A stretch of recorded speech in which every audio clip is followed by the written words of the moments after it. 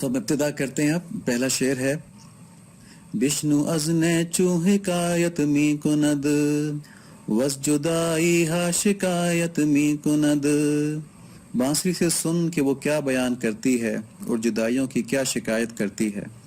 یہاں پر بانسری سے مراد روح انسانی ہے، اور قرآن شریف میں جو کہا گیا ہے کہ روح کے بارے میں اللہ تعالیٰ نے ہم کو تھوڑا علم دیا ہے، لیکن اللہ تعالیٰ نے اپنے فضل سے جو عارفین پر کھولا ہے اس کے مطابق حقیقی روح، جسے روح الوی بھی کہتے ہیں، یہ عالم امر سے ہے. اور یہ قرآن شریف میں بھی بتایا گیا کہ یہ عالم امر سے ہے، یعنی اللہ تعالیٰ کے حکم سے ہے.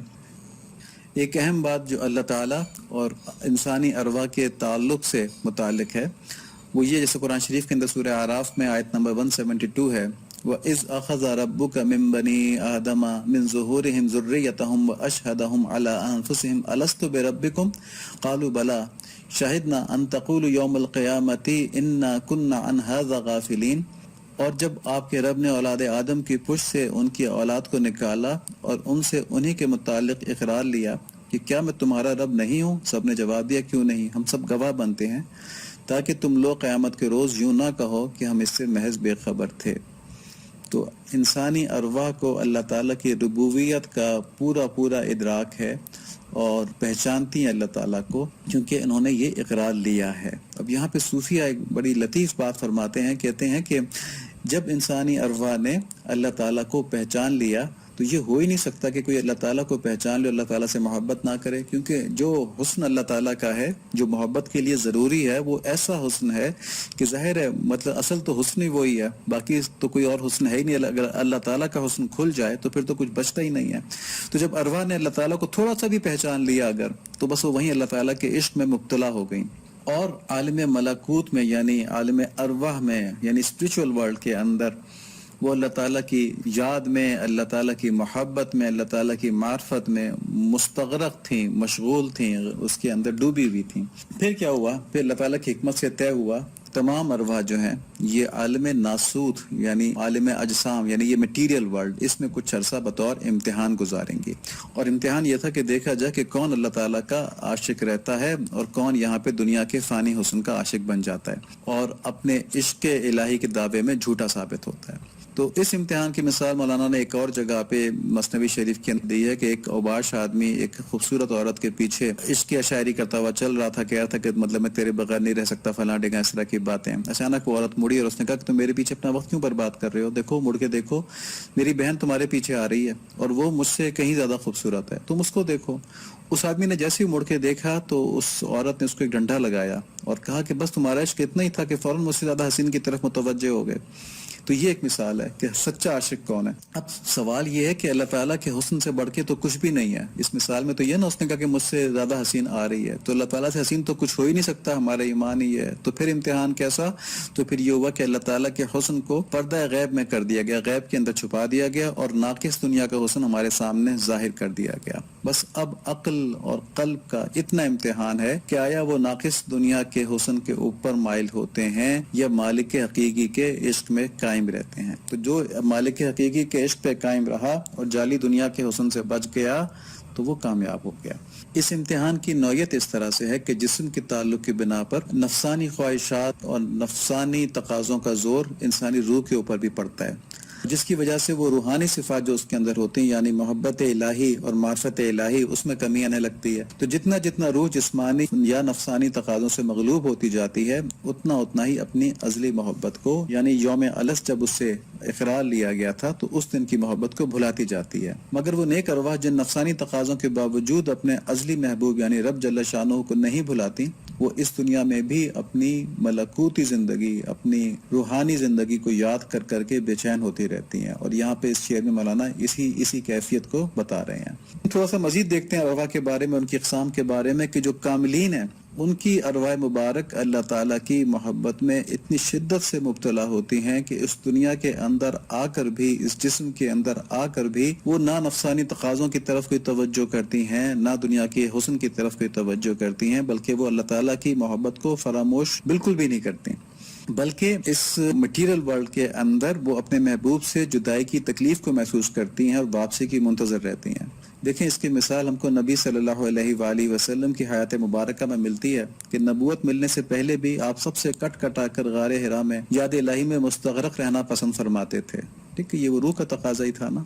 اور پھر جب دین کی تکمیل ہو گئی اور آپ صلی اللہ علیہ وآلہ وسلم کو اختیار دیا گیا کہ خواہ دنیا میں رہنا منظور فرمائیں یا عالم بالا میں، تو آپ صلی اللہ علیہ وآلہ وسلم نے فوراً ہی عالم بالا کو اختیار فرمایا. دیکھیں مشکات شریف کی حدیث مبارکہ ہے کہ حضرت ابو سعید خدری رضی اللہ تعالیٰ عنہ سے روایت ہے کہ رسول اللہ صلی اللہ علیہ وآلہ وسلم ممبر پر تشریف فرما ہوئے، پھر فرمایا کہ ایک بندے کو اللہ تعالیٰ نے اختیار دیا کہ دنیا کو چن لے یا اس کو چن لے جو اللہ کے پاس ہے، تو اس نے اسے پسند کیا جو اللہ کے پاس ہے. تو انبیاء علیہ السلام کی مبارک ارواح وہ اللہ کے حکم پر اس دنیا میں اپنی ذمہ داری کی تکمیل تک جد و جہد کرتی رہتی ہیں، مگر اس سارے وقت میں اور ذمہ داری کی تکمیل کے بعد شوق سے عالم ناسوت سے واپس جانا چاہتی ہیں. اب وہ انسان جنہوں نے انبیاء علیہ السلام کی پیروی کی ہوتی ہے، ان کی ارواح بھی عالم ملکوت کی محبتوں اور استغراق کو یاد کر لیتی ہیں. ان کے اندر بھی یہ محبت جاگ جاتی ہے اور انہیں اس حقیقت کا احساس ہو جاتا ہے کہ یہ دنیا کی جتنی بھی نعمتیں ہیں، یہ دنیا کا جتنا بھی حسن ہے، یہ اس زندگی کے مقابلے میں کچھ بھی نہیں ہے، اس عالم ملکوت کی دولت کے مقابلے میں کچھ بھی نہیں ہے. چنانچہ اس دنیا کے اندر بے چین رہتی ہیں کب انہیں کس طرح دوبارہ اپنے محبوب کی طرف جانا نصیب ہو اور وہ اسی عشق میں اور اسی معرفت کے اندر مستغرق ہوں.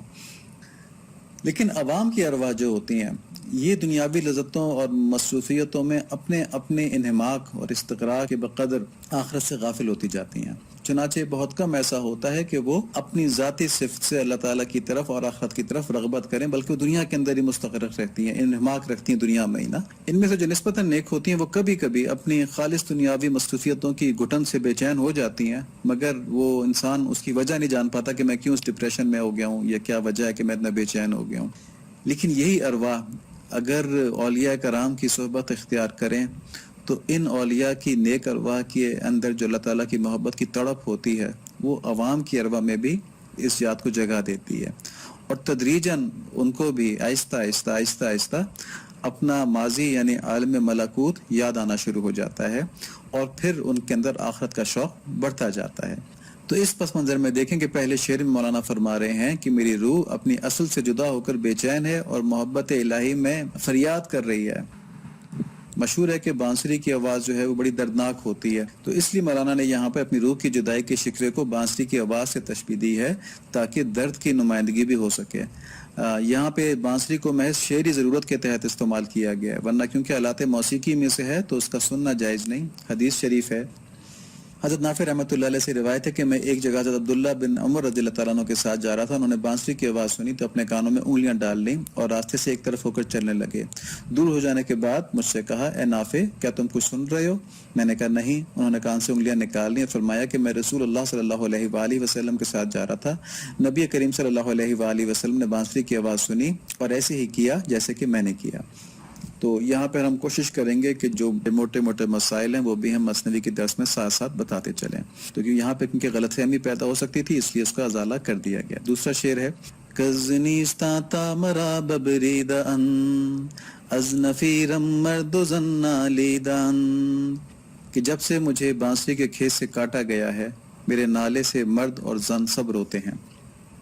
تو اس شعر میں بانسری کہہ رہی ہے کہ جب سے مجھے میرے کھیت سے کاٹ کر الگ کر دیا گیا ہے، یعنی روح کو عالم ملکوت سے نکالا گیا ہے، میری درد بھری آہوں سے، میرے نالہ فغاں سے تمام مرد و زن جو ہیں وہ رو رہے ہیں. مولانا روم رحمۃ اللہ علیہ نے جو حضرت شمس تبریزی رحمۃ اللہ علیہ کے ساتھ کچھ عرصہ گزارا تھا تو کتابوں میں لکھا ہے کہ اس کی تاثیر سے، اس صحبت کی تاثیر سے انہیں حب الہی کا ایسا خزانہ عطا ہوا تھا کہ وہ اکثر اوقات اللہ تعالیٰ کی یاد میں مستغرق رہتے تھے. ایک واقعہ میں لکھا ہے کہ مولانا رحمۃ اللہ علیہ ایک مرتبہ عشاء کی نماز کے بعد 2 نفل شروع کرتے ہیں تو صبح تک وہ انہی 2 رکعتوں کے اندر رہتے ہیں، اتنا مستغرق تھے کہ فجر کا وقت آ گیا. تو یہاں پر اس شعر میں ہم دیکھیں تو یہ ظاہر ہوتا ہے کہ مولانا کی روح اپنے اللہ سے جدائی کے کرب کا اظہار کر رہی ہے. اور مولانا فرماتے ہیں کہ میری اس آہ کی تاثیر ایسی ہے کہ جو بھی اسے سنتا ہے اس میں اللہ تعالیٰ کی یاد تازہ ہو جاتی ہے اور وہ بھی اس فراق کے غم میں مبتلا ہو جاتا ہے، اور ایسی حالت میں اس کی دنیا سے رغبت اعتدال پر آ جاتی ہے، یعنی آخرت سے محبت ہو جاتی ہے اور دنیا سے رغبت ضرورت کے درجے میں رہ جاتی ہے، محبت کے درجے میں نہیں. اور اس کی روح ادنا سے اعلیٰ کی طرف جانے کے انتظار میں رہتی ہے. یعنی ادنا کیا چیز ہے؟ ادنا ہے یہ دنیا جس میں ہم رہ رہے ہیں، مٹیریل ورلڈ. اور اعلیٰ کیا ہے؟ اعلیٰ وہ ہے جو اللہ تعالیٰ کے پاس عالم بالا میں، عالم آخرت کے اندر ہے. تو روح جو ہے وہ وہاں جانے کے لیے بے چین ہو جاتی ہے. دیکھیں یہاں پہ دنیا کو چھوڑنے کی بات نہیں ہو رہی، بلکہ دنیا کو آخرت کی کھیتی سمجھنے کی بات کی جا رہی ہے کہ اس کو اس طرح برتا جائے کہ ہماری آخرت بہترین ہو جائے. تو جو شخص اس چیز کے اندر جاتا ہے کہ دنیا کو آخرت کی کھیتی بناتا ہے، تو دنیا کے سارے وہی کام کرتا ہے جو ایک عام آدمی کر رہا ہوتا ہے، مگر وہ عام آدمی دنیا کی محبت میں ان کاموں کو کر رہا ہوتا ہے، جبکہ یہ جو ہوتا ہے یہ اللہ تعالیٰ کی رضا حاصل کرنے کے لیے انہی کاموں کو کر رہا ہوتا ہے. جب اس کو اپنی اولاد سے بھی محبت ہوتی ہے تو طبعی محبت تو اپنی جگہ ہے، لیکن اولاد کے حقوق وہ اللہ تعالیٰ کی رضا کے مطابق، اللہ تعالیٰ کے احکامات کے مطابق پورے کرتا ہے. یعنی ان کے ناجائز خواہشات پوری نہیں کرتا، لیکن ان کے جائز تقاضے سارے تربیت کے، ان کو کھلانے پلانے کے، وہ سارے اللہ تعالیٰ کو راضی کرنے کے لیے پورے کرتا ہے. یہ فرق ہو جاتا ہے. تیسرا شعر ہے کہ سینہ خواہم شرح شرح از فراق تاب گویم شرح درد اشتیاق. میں ایسا سینہ چاہتی ہوں جو جدائی سے پارا پارا ہو، تاکہ میں اپنے درد اور شوق کا حال تفصیل سے سناؤں. اس شعر کے دو معنی نکالتے ہیں. ایک تو یہ کہ مولانا فرما رہے ہیں کہ جو میرے سننے والے ہیں پہلے وہ اپنے اندر درد پیدا کریں، پھر میں اپنی باتیں سناؤں گا تو ان پر صحیح اثر ہوگا، ان کا عشق مزید بڑھے گا. اور دوسرا مطلب یہ ہے کہ میرا اپنا سینہ جو ہے وہ اس سے اور زیادہ پارا ہو جائے، تاکہ جو آواز دوبارہ اس کے بعد نکلے گی وہ اور زیادہ درد انگیز ہوگی، اس میں اور زیادہ تاثیر ہوگی.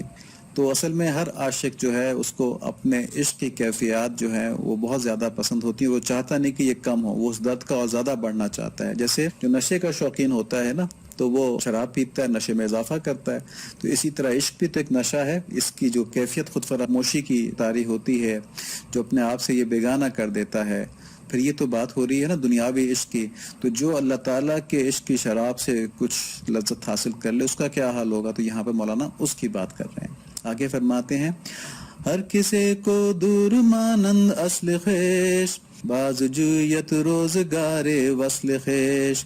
جو کوئی بھی اپنی اصل سے دور ہو جاتا ہے وہ اپنے وصل کا زمانہ پھر سے تلاش کرتا ہے. تو مولانا یہاں پر اس شعر میں اپنے اس درد کی وجہ بتا رہے ہیں، اور جو لوگ روتے ہیں ان کی باتیں سن کے ان کے اندر بھی درد جاگ جاتا ہے، اس کی وجہ بتا رہے ہیں کہ یہ تو قاعدہ ہے کہ جس کو بھی اس کے اصلی مقام سے دور کر دیا جائے تو وہ بے چین ہو جاتا ہے، واپس جانے کے لیے جد و جہد کرتا ہے اور اس کے لیے بہت منتظر رہتا ہے. تو اسی طرح ہماری ارواح بھی واپس جانے کے لیے بے چین ہے. من بہر جمعیت نالا شدم جفت خوشحالاں و بدحالا شدم. میں ہر مجمع میں روئی ہوں، خوشحال اور بدحال لوگوں کے ساتھ رہی ہوں. تو یہاں پر یہ بتایا جا رہا ہے کہ دیندار لوگ اور دنیا دار لوگ اپنے اپنے ذوق کے مطابق اہل اللہ کو سمجھ پاتے ہیں. خوشحال لوگ کون ہیں؟ کہ جن کے دل میں اللہ تعالیٰ کی محبت موجزن تھی. انہوں نے جب مولانا روم رحمۃ اللہ علیہ کی باتیں سنی تو محبت میں ریزوننس کریٹ ہو گیا، اور زیادہ مہمیز ہو گئی اور زیادہ بڑھ گئی، ان کے عشق میں اور زیادہ اضافہ ہو گیا. بدحال لوگ وہ ہیں جو دنیا کے عشق میں مغلوب ہیں اور اپنی نفسانی خواہشات کے قیدی ہیں. تو ان کو جو مولانا کی عاشقانہ باتیں سنائی دیں تو ان کو کچھ سمجھ میں نہیں آیا. بس وہ سمجھتے رہے کہ شاید مولانا کو بھی کسی عورت سے عشق ہو گیا، کوئی بیماری لگ گئی ہے، کوئی مالی نقصان ہو گیا جو اس طرح بے چین پھر رہے ہیں. تو وہ حقیقت کو جان ہی نہیں پائے. اور ایسے ہی انٹرنیٹ کے اوپر مثنوی شریف کی بہت سی انگلش کے اندر اور مختلف زبانوں کے اندر تشریحات ہیں جس میں مجاز کو مولانا کا موضوع بنایا گیا ہے، اللہ تعالیٰ کو نہیں. تو اللہ تعالیٰ ہم سب کو سمجھ نصیب فرمائے. خوشحال لوگوں میں ایک درجہ وہ بھی ہے کہ جس میں کہ وہ لوگ دنیا کے اندر مشغول تو ہیں، مگر ان کے اندر اللہ تعالیٰ کی محبت اس درجے تک موجود تھی کہ جب انہوں نے مولانا کی باتیں نصیحتیں سنی تو انہوں نے رجوع کر لیا، دنیا کی محبت کو ختم کر کے اس کی جگہ دنیا کو ضرورت کے درجے میں لے کے آگے اور محبت دل میں اللہ تعالیٰ کی بسا لی. تو یہ وہی ادنا سے اعلیٰ کا سفر ہے. دیکھیں سورہ رات کے اندر ہے دنیا کے بارے میں. یہاں پہ لوگ یہ سوچ سکتے ہیں نا کہ دنیا کی اتنی مخالفت کیوں کی جا رہی ہے. تو دیکھیں اللہ تعالیٰ کیا فرما رہے ہیں، آیت نمبر 26 ہے، اللہ یبسط الرزق لمن یشاء ویقدر ففرحوا بالحیاۃ الدنیا وما الحیاۃ الدنیا فی الآخرۃ الا متاع. کہ اللہ تعالیٰ جس کی روزی چاہتا ہے بڑھاتا ہے اور گھٹاتا ہے. ٹھیک ہے، تو یہ روزی کا تو فیصلہ تعالیٰ کر چکے ہیں نا، جس کی چاہتے ہیں بڑھا دیتے ہیں، جس کی چاہتے ہیں گھٹا دیتے ہیں. اور یہ تو دنیا کی زندگی میں مست ہو گئے. یہ اللہ تعالیٰ بتا رہے ہیں کہ تم دنیا کی زندگی میں مست ہو گئے، ان کے اتنا غلط کام کر رہے ہو. حالانکہ دنیا آخرت کے مقابلے میں نہایت حقیر پونجی ہے، نہایت حقیر پونجی ہے. دیکھیں اللہ تعالیٰ یہ بات کہہ رہے ہیں. تو گو ہم میں سے اکثر لوگ دنیا کی اہمیت بہت زیادہ سمجھتے ہیں. تو ہم سب کو یہ سمجھنا چاہیے کہ اللہ تعالیٰ دنیا چھوڑنے کی بات نہیں کر رہے، ورنہ تو پیدا کیوں فرماتے. ضروریات ہمارے ساتھ لگائی ہوئی ہیں اللہ تعالیٰ نے. صرف یہ کہ ان ضروریات ضروریات کو پورا کرنے کے لیے اللہ تعالیٰ کے احکامات پر عمل کریں اور اپنا دل کا رخ دنیاوی لذتوں کے بجائے اللہ تعالیٰ کی محبت کی طرف کر لیں. بس یہ چاہیے. ٹھیک ہے. آگے فرماتے ہیں ہر کسے ازن خود شد یار من وزدرون من نہ جست اسرار من. ہر کوئی اپنے اپنے خیال کے مطابق میرا دوست بنا اور میرے اندر سے میرے رازوں کی جستجو نہ کی. یہ وہی بات ہے جو پہلے ہو گئی کہ ہر کسی نے اپنے اپنے ذوق کے مطابق مولانا کو لیا. سر من از نالے من دور نیست لیک چشم و گوش را آنور نیست. فرماتے ہیں کہ میرا راز میرے نالے سے دور نہیں ہے لیکن آنکھ اور کان کے لیے تمہارے پاس وہ نور نہیں ہے. یعنی کہ جو میں باتیں کر رہا ہوں ان سے پتہ چل رہا ہے کہ میں عشق الہی کی باتیں کر رہا ہوں. یہ جو آگ میرے اندر لگی ہوئی عشق الہی کی ہے. لیکن افسوس کہ تمہارے پاس وہ نور ہدایت نہیں جو تمہاری آنکھ کو اور تمہارے کان کو میری اس بات سے آشنا کر سکے. تنز جانو جاز تن مستور نیست لیک کسرا دید جان دستور نیست. بدن روح سے اور روح بدن سے چھپے ہوئے نہیں ہیں لیکن کسی کے لیے روح کو دیکھنے کا دستور نہیں ہے. یہ ایک عجیب مضمون مولانا نے یہاں پہ ایک عجیب مثال دی. فرماتے ہیں کہ جسم اور روح ایک دوسرے کے اندر ملے جلے ہیں. اگر روح نکل جائے تو جسم مردہ ہو جاتا ہے. ملے جلے ہیں لیکن کس جسم نے اپنی روح کو دیکھا ہے؟ تو قریب ہونے کا مطلب یہ نہیں ہے کہ نظر بھی آ جائے. تو کچھ چیزوں کو خالی محسوس کیا جاتا ہے اور اس کے لیے خاص ذوق چاہیے ہوتا ہے. تو تم جو میری آہو فغاں ہے، جو میری فریاد ہے، جو میری باتیں ہیں، یعنی ان سے عشق الہی تو واضح دونوں بڑی قریب ہیں. ٹھیک ہے. لیکن کچھ چیزیں نظر نہیں آتی ہیں، ان کو محسوس کرنے کے لیے خاص ذوق چاہیے ہوتا ہے. اپنے اندر وہ ذوق پیدا کرو.